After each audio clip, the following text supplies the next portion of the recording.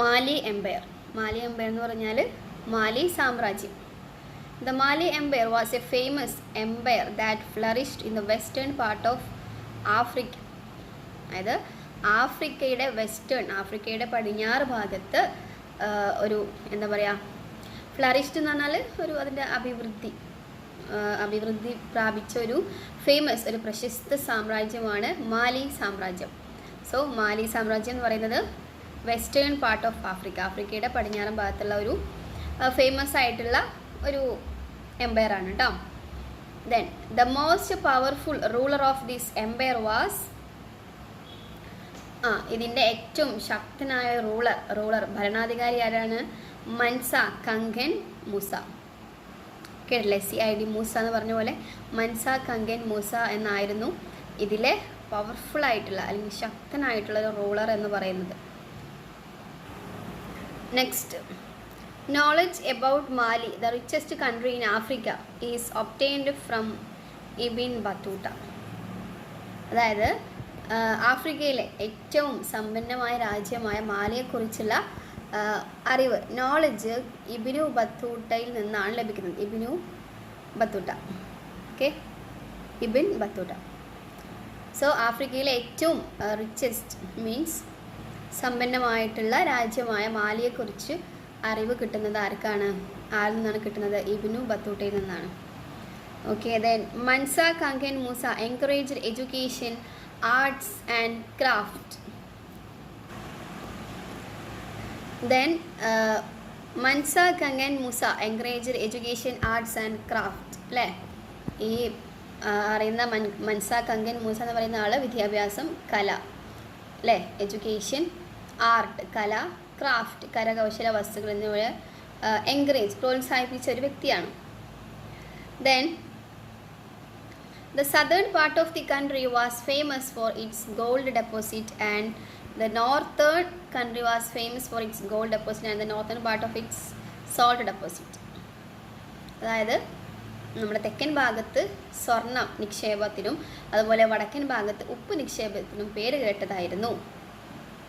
Okay. Southern പാർട്ടിൽ എന്താണ്?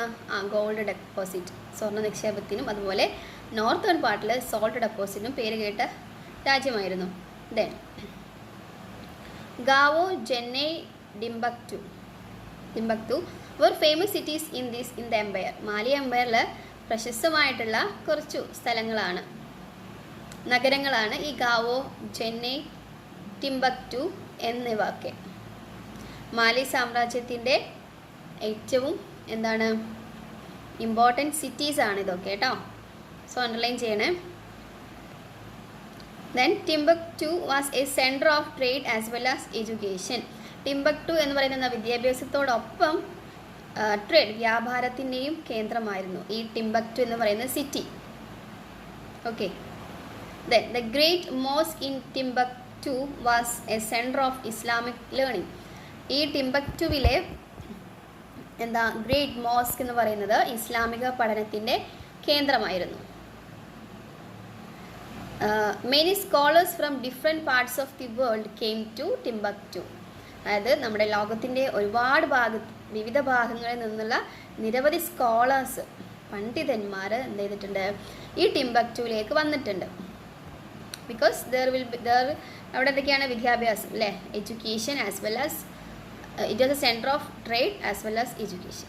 കച്ചവടം അതുപോലെ തന്നെ വിദ്യാഭ്യാസത്തിനും വളരെ ഇമ്പോർട്ടൻസ് കൊടുത്തിരുന്ന ഒരു സിറ്റി ആയിരുന്നു നമ്മുടെ ഈ ടിംബക്ടു എന്ന് പറയുന്നത്. Civilisations in America. സിവിലൈസേഷൻ എന്ന് പറഞ്ഞാൽ എന്താ? നമ്മൾ നാഗരികത എന്ന് പറയും. ഒരു സിറ്റി ലൈഫിൽ നിന്നും ഒരു വില്ലേജ് ലൈഫിൽ നിന്നും സിറ്റിയിലേക്ക് മാറുന്ന ആ ഒരു സിറ്റുവേഷനെയാണ്, ആ ഒരു അവസ്ഥ നമ്മൾ സിവിലൈസേഷൻ, നാഗരികത എന്ന് പറയുന്നത്. So civilisations in America. അമേരിക്കയിൽ എന്തൊക്കെയാണ് നാഗരികതകൾ എന്ന് നോക്കാം. സോ അല്ലേ, അവിടെ കുറച്ച് ലൈൻസ് കൊടുത്തിട്ടുണ്ട്. സോ അത് നമുക്ക് പാബ്ലോ നെറുഡ എന്ന് പറയുന്ന ഒരാളുടെ കുറച്ച് ലൈൻസാണ് അവിടെ കൊടുത്തിട്ടുള്ളത്. So these are the lines written by Pablo Neruda in reference to the given structure as shown in the figure 11.11. അതായത് അവിടെ കണ്ടോ, പിക്ചർ കണ്ടോ, 11.11 കാണിച്ചിരിക്കുന്നത് പോലെ നൽകിയിരുന്ന ആ ഒരു ഘടനയെ പരാമർശിച്ചിട്ടാണ് നമ്മുടെ ഈ പാബ്ലോ നെറുദ ഈ ലൈൻസ് എഴുതിയിട്ടുള്ളത്. ഓക്കെ, ഈ ഒരു അദ്ദേഹം പറയുന്നത് എന്താണെന്നറിയോ, what is this ancient structure? ആ ഒരു പിക്ചറിനെ കുറിച്ചിട്ടാണ് പറയുന്നത് കേട്ടോ. Look at the picture. അദ്ദേഹം പറയാണ്, what is this ancient structure? ഈ ഒരു പുരാതന ഘടന എന്താണ്? On which continent it is located? ഇത് ഏത് കോണ്ടിനെന്റിലാണ് സ്ഥിതി ചെയ്യുന്നത്? This structure remind us that well-as organized civilization existed in America.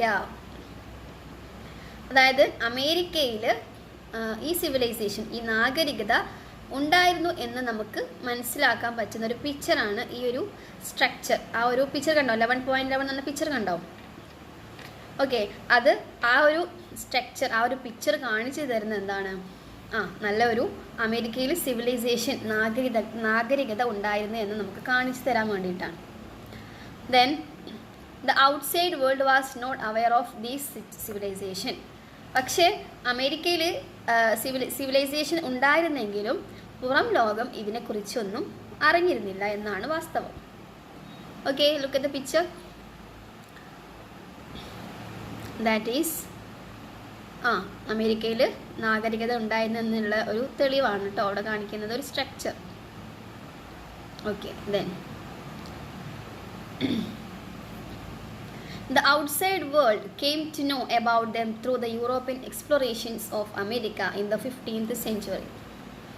അതായത് 15th century, 15ാം നൂറ്റാണ്ടിലെ യൂറോപ്യന്മാർ അമേരിക്കയിൽ നടത്തിയ എക്സ്പ്ലോറേഷനിലൂടെയാണ് പുറം ലോകം അവയെക്കുറിച്ച് അറിയുന്നത്. ഇപ്പം നമ്മളിപ്പോൾ ഓരോ സിറ്റീസ് എടുത്ത് നോക്കുകയാണെങ്കിൽ അവിടെ സിവിലൈസേഷൻ, നാഗരികത നടന്നതെന്ന് ഉണ്ടായി എന്നെങ്ങനെ അറിയാം അല്ലേ? അവിടുത്തെ ഓരോ കാര്യങ്ങൾ, ടെസ്റ്റിങ്ങും കാര്യങ്ങളും, അവിടുത്തെ ഭൂമി പരിശോധിക്കുമ്പോഴൊക്കെ അവർക്ക് കിട്ടുന്ന സംഭവങ്ങളൊക്കെ വെച്ചിട്ടാണ് അവരിത് മനസ്സിലാക്കുന്നത്.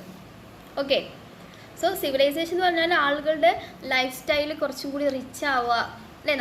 ഒരു വില്ലേജിൽ നിന്ന് ഒരു സിറ്റിയിലേക്ക്, ലൈഫിലേക്ക് ചേഞ്ച് ആവുന്നത് ആലോചിച്ച് നോക്കുക അല്ലേ? നമ്മുടെ സ്റ്റാൻഡേർഡ് ഓഫ് ലിവിങ്, നമ്മൾ ജീവിക്കുന്ന രീതികൾ മാറും, നമ്മൾ യൂസ് ചെയ്യുന്ന പ്രൊഡക്റ്റുകൾ മാറും അല്ലേ?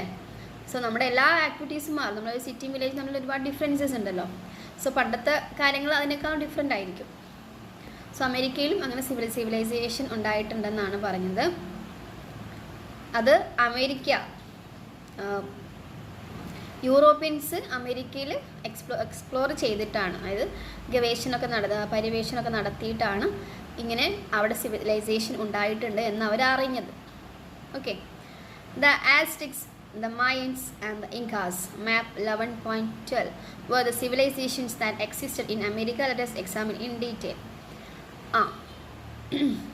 സോ ഈ സിവിലൈസേഷൻ നടന്ന ആ ഒരു ഗ്രൂപ്പ് ഓഫ്, അല്ലെങ്കിൽ ആ ഒരു ആളുകൾക്ക് നമ്മൾ ഒരു പേര് പറഞ്ഞിട്ടല്ലേ, ആസ്ടെക്സ്, മായൻസ്, ഇൻകാക്സ്.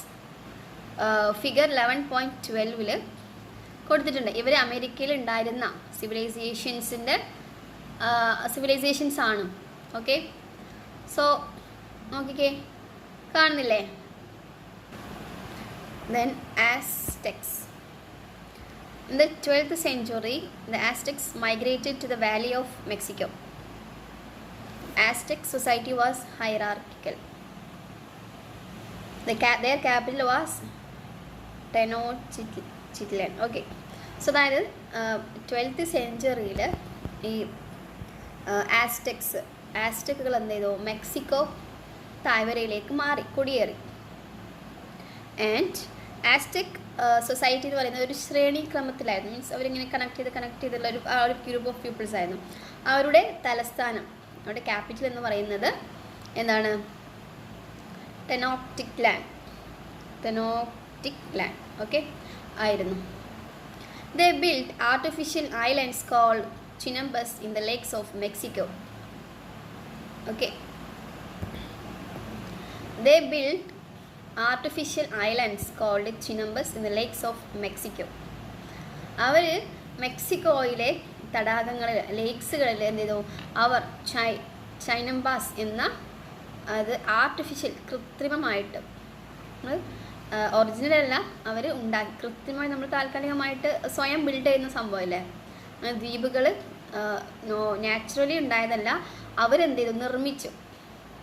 ഓക്കെ, അവർ ദ്വീപ് ഐലൻഡ്സ് ആക്കിയിട്ട് അവർ നിർമ്മിച്ചു. ആര്? ചൈനംബാസ് എന്ന ഒരു ദ്വീപ് അവരെന്ത് ചെയ്തു, നിർമ്മിച്ചു Mexican ലേക്കുകളിൽ. They built artificial islands called Chinambas in the lakes of Mexico. This is an example of their construction skill. Okay. അവർ അല്ലേ ആർട്ടിഫിഷ്യൽ ദ്വീപ്സ് ഐലൻഡ്സ് അവർ ഉണ്ടാക്കി. അപ്പം നമുക്ക് മനസ്സിലാക്കാം അവരുടെ ഒരു കൺസ്ട്രക്ഷൻ സ്കില്ല്. കാരണം ഒരു ദ്വീപ്, ഒരു ഐലൻഡ് ഉണ്ടാക്കുക എന്ന് പറയുന്നത് അത് ചെറിയ കാര്യമാണോ? അല്ല അല്ലേ. അപ്പം അവരുടെ ഒരു കൺസ്ട്രക്ഷൻ സ്കില്ല് നമ്മൾ ആലോചിക്കാം. അവരുടെ നിർമ്മാണ വൈദഗ്ധ്യത്തിൻ്റെ ഉദാഹരണമാണ്. കൺസ്ട്രക്ഷൻ സ്കില്ലിനൊരു എക്സാമ്പിളാണ് നമ്മൾ കാണാൻ പറ്റിയത്. They give importance to agriculture and cultivated corn, beans, squash, pumpkin. Okay, അവർ എന്താണ് കൃഷിക്കും അഗ്രികൾച്ചറിനും പ്രാധാന്യം നൽകിയിരുന്നു. ഓക്കെ, അവരെന്തൊക്കെയാ? ചോളം അല്ലേ, കോണ്, ബീൻസ്, പയർ, പിന്നെന്താ സ്ക്വാഷ്, പംകിൻ ആൻഡ് മത്തങ്ങ, കസാവ, മരച്ചീനി, പൊട്ടാറ്റോ, ഉരുളക്കിഴങ്ങ്, ഇതൊക്കെ അവർ എന്ത് ചെയ്തിരുന്നു? അവർ കൃഷി ചെയ്തിരുന്നു. Okay, then in addition to this, ഇതിന് പുറമെ they were also engaged in trade and handicraft. ഇതിന് പുറമെ അവർ ട്രേഡ്, കച്ചവടത്തിലും അതുപോലെ വ്യാപാരത്തിലും കരകൗശല വസ്തുക്കളിലൊക്കെ അവർ ചെയ്തിരുന്നു, അവർ ഏർപ്പെട്ടിരുന്നു എന്നാണ് പറയുന്നത് കേട്ടോ. They used coins made of metals such as gold, copper and tin. അപ്പോൾ അവർ അഗ്രികൾച്ചർ ചെയ്യുന്നതിന് പുറമെ അവർ ട്രേഡ് ക്രാഫ്റ്റുകൾ ചെയ്തിരുന്നു. പിന്നെ അവർ എന്താണ് സ്വർണം, ഗോൾഡ്, കോപ്പർ, ചെമ്പ് അതുപോലെയുള്ള എന്താണ് മെറ്റൽസ് യൂസ് ചെയ്തിരുന്നു. പിന്നെ എന്താ, they give importance to education അല്ലേ. അവർ എഡ്യൂക്കേഷൻ, വിദ്യാഭ്യാസത്തിന് ഇമ്പോർട്ടൻസ് കൊടുത്തിരുന്നു. എഡ്യൂക്കേഷണൽ ഇൻസ്റ്റിറ്റ്യൂഷൻസ് കോൾഡ്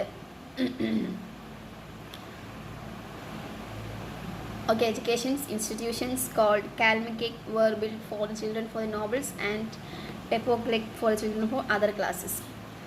അവരെന്താ ചെയ്തതെന്നറിയോ? ഈ പ്രഭുക്കന്മാരുടെ കുട്ടികൾക്കായിട്ട് കാൽമെക്കക് എന്ന മറ്റ് ക്ലാസ്സിലെ കുട്ടികൾക്ക് എന്ത് ചെയ്തു? Telpochcalli for childrens of other, telpochcalli എന്നാണ് പറയുന്നത്, എന്ന് വിളിക്കുന്ന വിദ്യാഭ്യാസ സ്ഥാപനങ്ങൾ അവരെന്ത് ചെയ്തു? നിർമ്മിച്ചു. Okay, so look and to the Mayans. മായന്മാർ. The Mayan civilization developed in Mexico between 11th and 14th centuries. 11ാം നൂറ്റാണ്ടിനും 14ാം നൂറ്റാണ്ടിനും ഇടയിലാണ്, മെക്സിക്കോയിലാണ് നമ്മുടെ മായൻ സിവിലൈസേഷൻ, മായൻ നാഗരികത എന്ത് ചെയ്തത്? വികസിച്ചത്, ഡെവലപ്പ് ചെയ്തത്. The Mayans clear the jungle and cultivate maize. അവരെന്താ ചെയ്തെന്നറിയോ? ഈ മായന്മാർ കാടൊക്കെ വെട്ടിത്തളച്ചിട്ട് ചോളം, നമ്മുടെ മെയ്സ് എന്ത് ചെയ്തു? കൃഷി ചെയ്തു.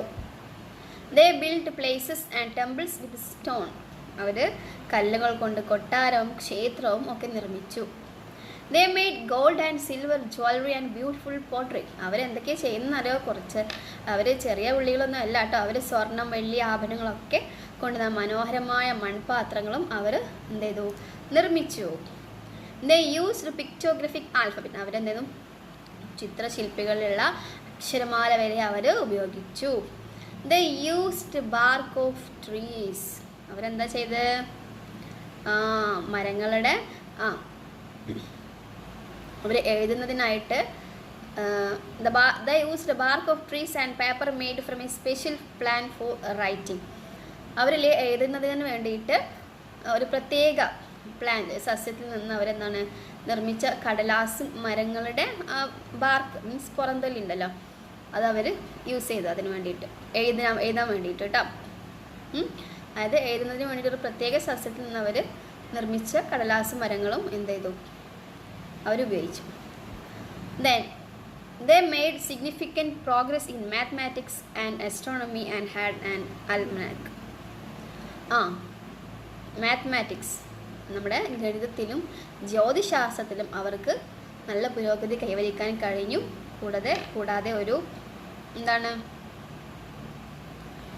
എന്താ ചെയ്ത് പിന്നെ ദേ ഹാഡ് ആൻ ആൽമനാക്, ഒരു പഞ്ചാംഗവും അവർക്കുണ്ടായിരുന്നു. ഓക്കെ, ദെൻ പേജ് നമ്പർ 193 നമ്മൾ പറഞ്ഞ ആർട്ടിഫിഷ്യൽ ഐലൻഡ്സ് അവിടെ ഫിഗർ 11.13 കാണാൻ പറ്റുന്നുണ്ട്.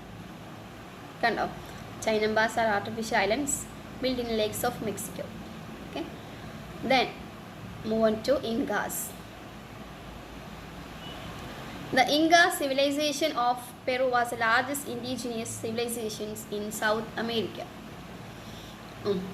നമ്മുടെ തെക്കേ അമേരിക്കയിലെ ഏറ്റവും വലിയ നാഗരികതയായിരുന്നു പെറുവിലെ ഇൻക നാഗരികത, സിവിലൈസേഷൻ. പെറുവിലെ ഇൻക എന്ന് പറയുന്ന civilization. A centralized imperial rule prevailed there. അവിടെ എന്താണ്? ഒരു വലിയ കേന്ദ്രീകൃത ഒരു സാമ്രാജ്യഭരണം അവിടെ നിലനിന്നിരുന്നു. The king was a supreme ruler. രാജാവായിരുന്നു പരമോന്നത ഭരണാധികാരി. The capital was Cusco. അവരുടെ തലസ്ഥാനം എന്ന് പറയുന്നത് കുസ്കോ ആയിരുന്നു. The city had temples, palaces and beautiful house made of stone. അവരുടെ സിറ്റിയിൽ, നഗരത്തിൽ ക്ഷേത്രങ്ങളും ക്ഷേത്രങ്ങൾ എന്ന് പറയുമ്പം ടെമ്പിൾസ്, പാലസ്, അതൊക്കെ എന്താണ്? കല്ല് കൊണ്ട് നിർമ്മിച്ച മനോഹരമായ വീടുകളും അവിടെ ഉണ്ടായിരുന്നു. The capital was connected to different parts of the country by means of roads. എന്താണ്? റോഡുകൾ വഴി രാജ്യത്തിൻ്റെ വിവിധ ഭാഗങ്ങളുമായിട്ട് എന്തായിരുന്നു? ബന്ധിപ്പിച്ചിരുന്നു അല്ലേ? റോഡുകൾ വഴി നമ്മൾ പല സ്ഥലങ്ങളും ബന്ധിപ്പിക്കുന്നത്, അതുപോലെ റോഡുകൾ വഴി രാജ്യത്തിൻ്റെ വിവിധ ഭാഗങ്ങളായിട്ട് അവർ ബന്ധിപ്പിച്ചിട്ടുണ്ടായിരുന്നു. ദെൻ മച്ചു പിച്ചു located at an altitude of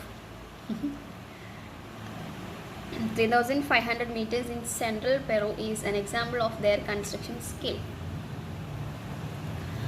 okay, നമ്മുടെ പെറുവിൽ 3,500 മീറ്റർ ഉയരത്തിൽ സ്ഥിതി ചെയ്യുന്ന ഈ മച്ചു പിച്ചു എന്ന് പറയുന്ന അവരുടെ നിർമ്മാണം ഒരു കൺസ്ട്രക്ഷൻ സ്കില്ലിനൊരു ഉദാഹരണമാണ് കേട്ടോ. Okay, then they made jewellery using gold, silver and copper. അവരുടെ സ്വർണം, വെള്ളി, ചെമ്പ് എന്നിവയൊക്കെ ഉപയോഗിച്ചിട്ട് അവരെന്ത് ചെയ്തു? ആഭരണങ്ങൾ നിർമ്മിച്ചിരുന്നു.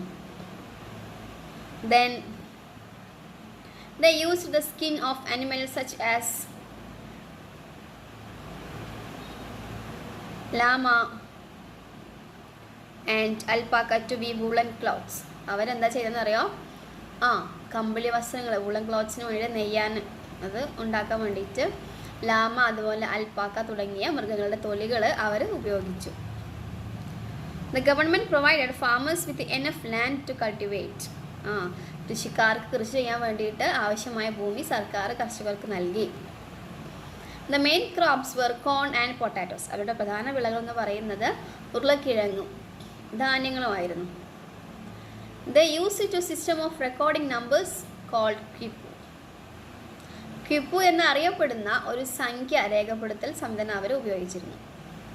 The Spanish colonization of America destroy these cultures. അമേരിക്കയിലെ സ്പാനിഷ് കോളനിവൽക്കരണം ഈ സംസ്കാരങ്ങളൊക്കെ അങ്ങ് നശിപ്പിച്ച് കളഞ്ഞു. Okay, you have identified the social, cultural and economic changes that occurred in Europe, Asia, Africa and America at different times from this lesson. These changes were the stepping stones towards modernity in the regions mentioned above. അതായത് Europe, Asia, Africa, America ഇവിടെയൊക്കെ വ്യത്യസ്തമായുള്ള സമയങ്ങൾ സംഭവിച്ച സാമൂഹിക, സാംസ്കാരിക, സാമ്പത്തിക മാറ്റങ്ങൾ നിങ്ങൾ എന്താണ് ഈ പാഠത്തുനിന്ന് അറിഞ്ഞോ? ഓക്കെ, സോ മുകളിൽ പറഞ്ഞ ഈ ഒരു പ്രദേശങ്ങളിലൊക്കെ എന്താണ് ആധുനികതയിലേക്കുള്ള ചവിട്ടുപടികളായിരുന്നു ഈ ഒരു മാറ്റങ്ങൾ എന്ന് പറയുന്നത് കേട്ടോ. ഓക്കെ.